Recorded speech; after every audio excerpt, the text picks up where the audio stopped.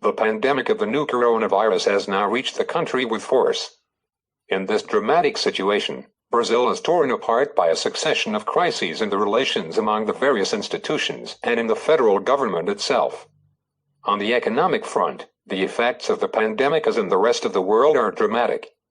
In the first quarter, unemployment went from 10.9% to 12.2% with an increase of about 1.2 million unemployed. On April 23, the government presented the Pro-Brazil Plan, a sort of Marshall Plan to stimulate economic recovery in the coming years. At the moment it is only a PowerPoint document, in which investments of $55 billion are planned. On May 2, the Senate approved the transfer of $11 billion to states and cities.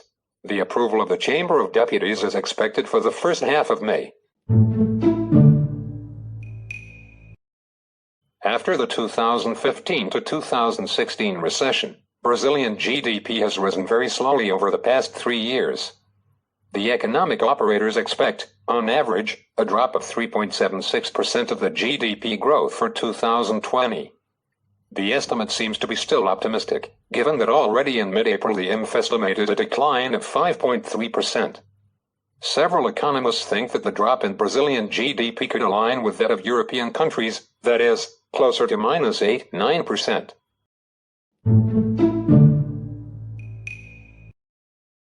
The inflation estimates for 2020 are still down. At the beginning of the year it was forecast at 3.6% and today at 1.97%. Thanks to falling inflation and to stimulate the economy, at the beginning of May the central bank reduced the discount rate to 3%, an all-time low.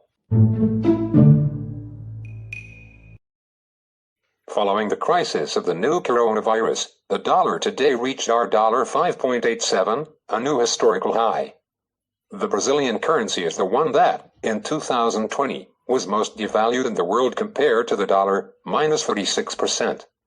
Several analysts do not dismiss the hypothesis of a further devaluation in the coming weeks. The Brazilian stock market showed a good recovery in April, with a performance of plus 10.3% in nominal terms. Considering the devaluation of the real, however, in dollars this growth has halved. Since the beginning of the crisis, the Bovespa index has lost 29% in local value and 43% in dollars.